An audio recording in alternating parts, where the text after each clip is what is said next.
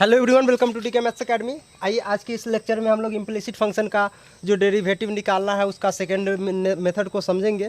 पिछले लेक्चर में हम लोग फर्स्ट मेथड से इम्प्लिसिट फंक्शन का डिफरेंशिएशन निकालना सीख चुके थे। ठीक है, तो आज हम लोग क्या करते हैं, बस कुछ सवालों को लेते हैं और ठीक है, जो आपका एक्सरसाइज का भी है, बहुत ही इंपॉर्टेंट सवाल भी है। ठीक है, जो आपको एग्जाम में भी पूछे जा सकते हैं, काफ़ी इंपॉर्टेंट है। तो बस वीडियो को अंत तक जरूर बना रहे हैं कंसेप्ट क्लियर होने के लिए। आप जो है सो आज आप इम्प्लिसिट फंक्शन के डायरेक्ट मेथड से आप बना पाएंगे आज। ठीक है, तो चलिए हम शुरू करते हैं, क्योंकि आज मेरे पास समय का बहुत ही अभाव है अभी। तो चलिए अब बिना समय को गवाए हुए लेक्चर को स्टार्ट करते हैं। ठीक है, तो सबसे पहले जो आपका सवाल है वो आपका, चलिए एक हम सवाल ले लेते हैं। फर्स्ट आपका है 2x + 3y बराबर साइन एक्स। 2x + 3y बराबर आपका साइन एक्स दे दिया गया है और कहता है कि इसका dy/dx निकालना है। और ये इम्प्लिसिट फंक्शन का सवाल है। कैसे है, आपको बता दिए थे कि इम्प्लिसिट फंक्शन जो होता है जो y x के रूप में डायरेक्टली व्यक्त नहीं होता है, अर्थात दोनों तरफ लेफ्ट साइड भी और राइट साइड भी दोनों तरफ x और y दिखाई देंगे। जैसे यहाँ जब लेफ्ट साइड में सिर्फ y बराबर कुछ करके दिया हुआ है तब तो डायरेक्ट क्वेश्चन हो गया, लेकिन यहाँ पर देखिए लेफ्ट साइड में x भी है और y भी है, तो यहाँ पर ये आपका इम्प्लिसिट फंक्शन के सवाल होगा, क्योंकि y का वैल्यू डायरेक्ट निकाल के नहीं दिया गया है। ठीक है, तो क्या करना है, इसको बनाने का एक तरीका बताए थे कि इसका सबको एक तरफ ला करके LHS में ला करके उसको f मान लेना है, फिर fx निकालना है, फिर fy निकालना है। तो उसके सहायता से हम लोग पिछले लेक्चर में सीख चुके हैं। आज हम लोग डायरेक्ट मेथड से सीखते हैं। ठीक है, कुछ नहीं करना है, आपको डायरेक्ट डिफरेंशिएट कर देना है। इसका क्या करना है, डायरेक्ट डिफरेंशिएट। देखिएगा बिल्कुल ही आसान है, आपको इतना मज़ा आएगा बनाने में कि आप देखते ही एक बार में खुद बना पाएंगे। तो इसीलिए क्या करना है, इन सब सवालों को काफ़ी अच्छी तरह से आप खुद बना पाएंगे। देखिएगा देखते देखते अभी हो जाएगा, कहिएगा हाँ वाकई में मज़ेदार है। चलिए क्या करना है, डिफरेंशिएटिंग इट। क्या बोला हमने, differentiating it with respect to x we get. बिल्कुल सही बात है। चलिए आप इसको डिफरेंशिएट कर दीजिए, आपका काम हो जाएगा। ठीक है ना, तो चलिए हमने डिफरेंशिएट कर देता। तो x2 तो कांस्टेंट है, रहने दीजिए। x का DC 1 होता है ना। अब प्लस 3 छोड़ दीजिए, फिर x का DC यहाँ पर इंटू है, गुना है। y का DC dy/dx, यही ना लिखते हैं आप। और साइन x का DC क्या होता है, cos x होता है। मतलब जो दोनों तरफ है LHS और RHS दोनों तरफ जो क्वेश्चन रहेंगे, कुछ नहीं करना है आपको, सिर्फ DC कर देना है। और याद रखना है y का DC मतलब dy/dx लिखना है। तो यहाँ पर 2 हमने रहने दिया और x का DC 1 होता है लिख दिया, 3 भी छोड़ दिया और y का DC dy/dx होता है लिख दिया, साइन x का DC cos x होता है। ठीक है ना, ये सबका फार्मूला आपको लेक्चर नंबर 9 में मिल जाएंगे। तो बढ़िया से उसको एक बार देख लीजिए, उससे फार्मूला नोट करके उसको याद कर लीजिए, तो बेहतर ढंग से समझ में आएगी अगर आप फर्स्ट डे है तो चलिए यहाँ से अब क्या करना है, dy/dx वाले जितने टर्म है, एक स्टेप तो आपको समझ में आ गई होगी कि जो भी क्वेश्चन दिया हुआ रहे उस क्वेश्चन को आपको डायरेक्ट डिफरेंशिएट कर देना है। उस क्वेश्चन को क्या करना है, डायरेक्ट डिफरेंशिएट कर देना है। उसके बाद डिफरेंशिएट करने के बाद जो सवाल आते हैं, मतलब जो आपका रिजल्ट आ गया, उसको dy/dx वाला टर्म को लेफ्ट साइड में लिखिए, बाद बाकी को सबको राइट साइड ले जाइए और आपका आंसर हो जाएगा। देखते देखिए, बोलिए 3i आपका dy/dx रह गया। तो इधर क्या बच गया, cos x पहले से है, आई प्लस 2 गुने 2, तो इन्हें प्लस में ने आया -2। तो फाइनली अब बता दीजिए dy/dx आपको क्या मिल गया, cos x आई -2i बटा में आ गया 3।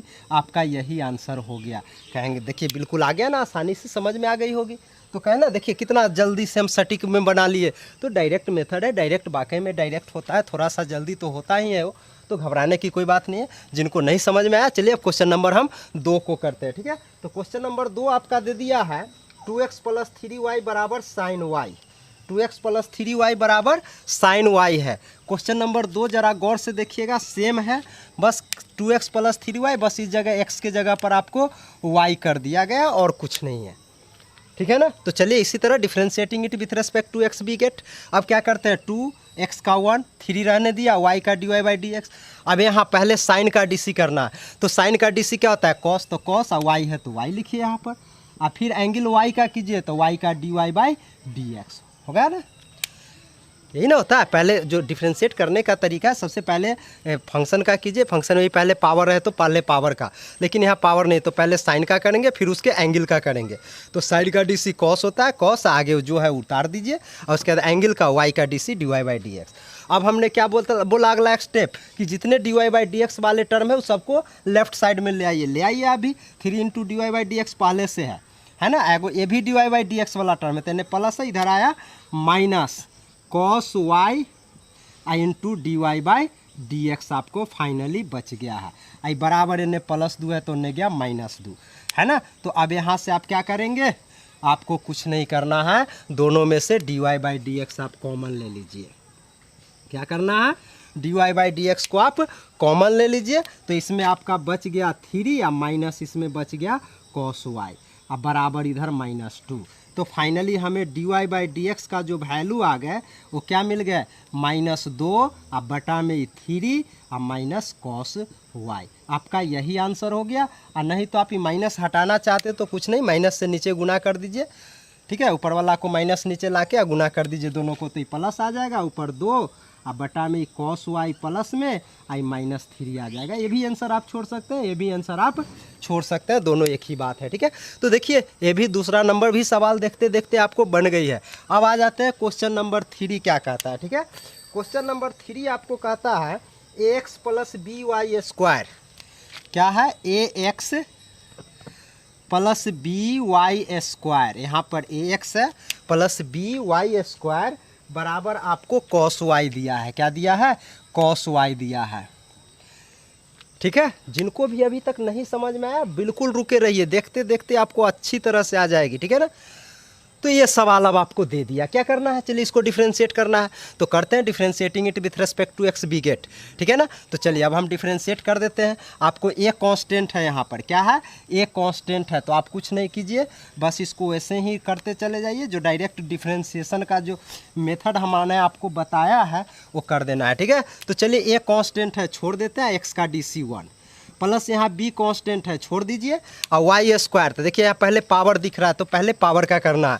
तो पावर का डीसी कैसे किया जाता है, जितना पावर रहे लिख लीजिए और उसका पावर 1 कम कर दीजिए। तो 2 में 1 कम कीजिएगा तो 1 हो जाएगा, ठीक है।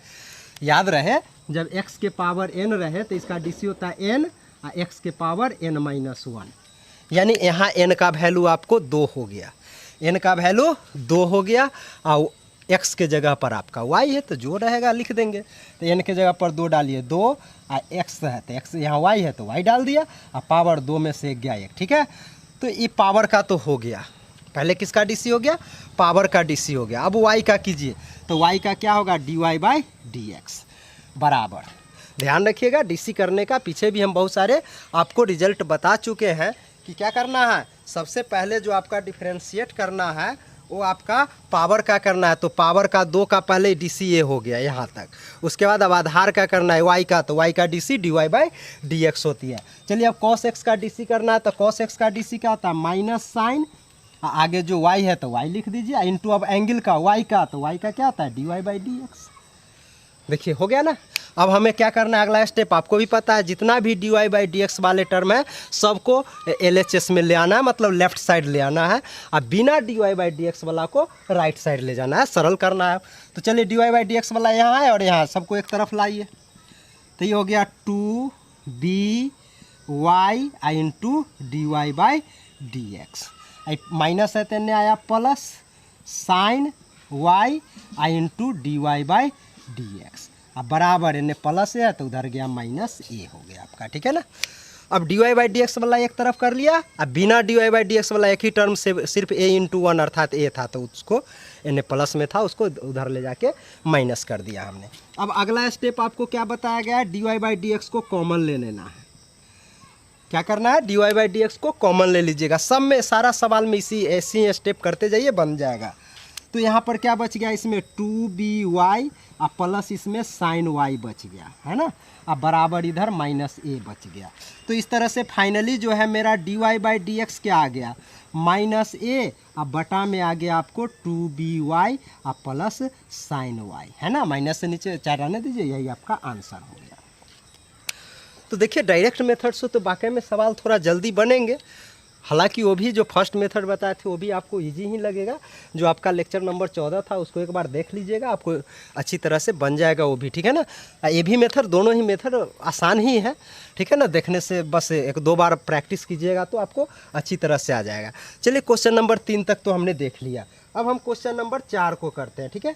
तो क्वेश्चन नंबर 4 जो आपका कहता है, ये आपका देखिए क्वेश्चन क्या दे दिया है, पहले क्वेश्चन को गौर से समझना है, ठीक है। तो क्वेश्चन 4 कहता है आपका XY + Y²।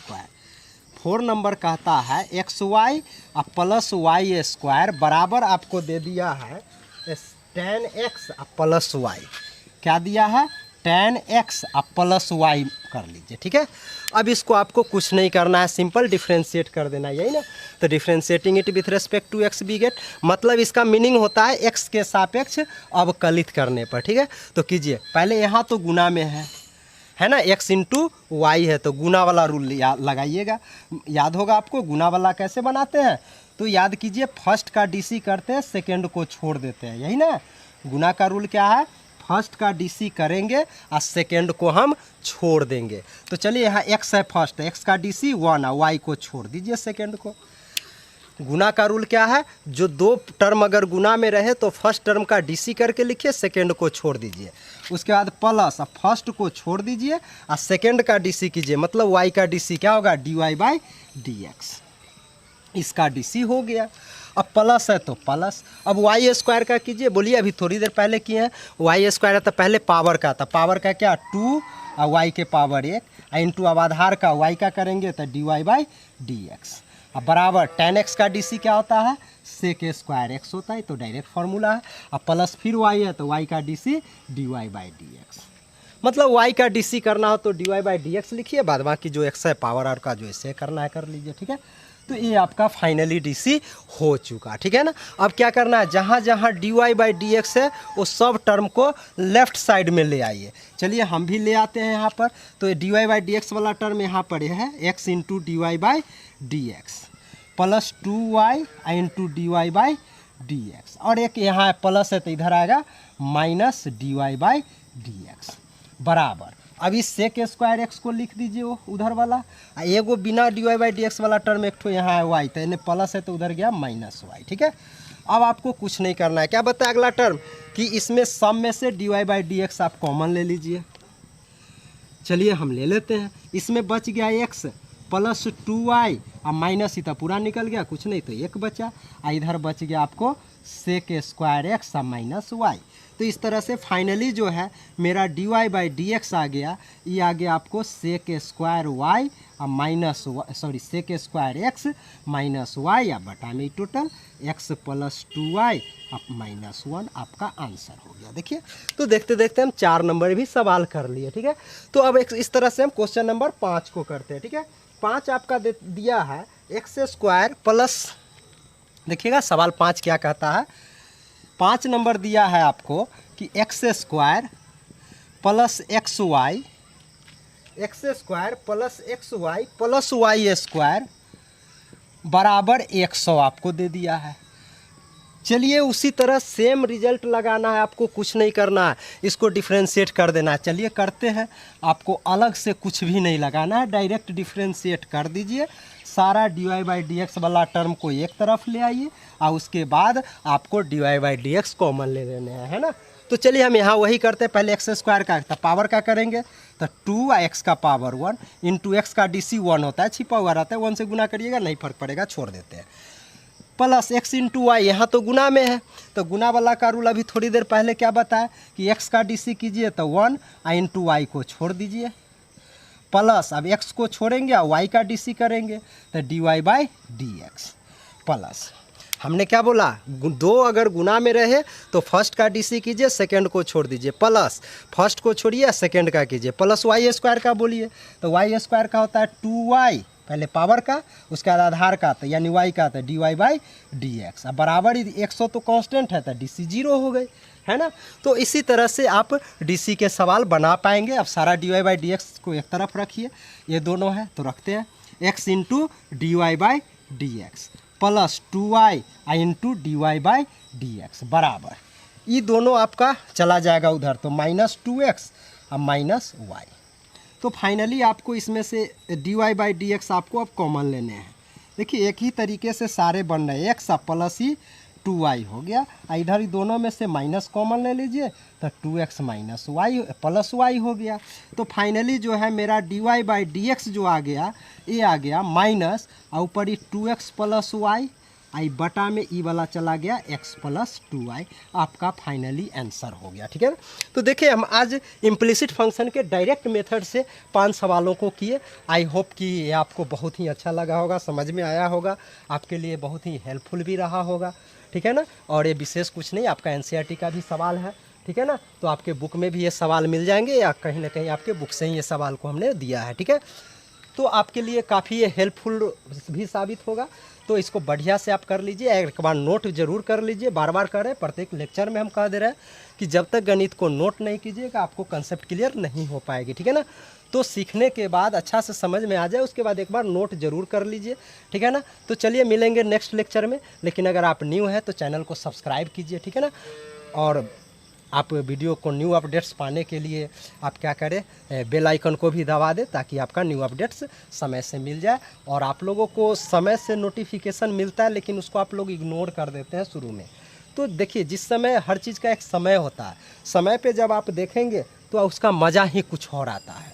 ठीक है ना। जिससे अर्थात जिस समय आपको भूख लगी हुई रहती है उस समय अगर खाते हैं, ठीक है, तो काफ़ी अच्छा लगता है। लेकिन वही कुछ देर समय व्यतीत हो जाता है तब खाना मिले ना मिले कोई फ़र्क नहीं पड़ता है। तो ठीक उसी तरह से अगर आप 12वीं कक्षा के स्टूडेंट हैं तो एक टाइम जो आपको 7 o'clock या 6 o'clock 1-2 घंटा के हेरफेर में आपका वीडियो डेली पर डे जो है सो सुबह में अपलोड हो जाती है। ठीक है ना। तो उसको आप क्या कीजिए, ज़रूर देखिए और जिस समय टाइमिंग दिया गया उस टाइमिंग पर ही देखिए और डेली का पर डे का एक टाइम बना लीजिए जिस टाइम में हमें ये करना है। ठीक है ना। तो अगर उस समय पर अगर आप करते हैं तो आपको बहुत ही मज़ा आएगा, अच्छी तरह से आप समझ भी पाएंगे। ठीक है ना। तो बस अनुरोध है कि आप समय से ही देखें और जिस समय आपका नोटिफिकेशन जाए उसको इग्नोर नहीं कीजिए, बस उसको समय से देख लीजिए। ठीक है। तो आपको अच्छी तरह से समझ भी आएगी। ठीक है। चलिए मिलते हैं नेक्स्ट लेक्चर में। Okay, thanks for watching.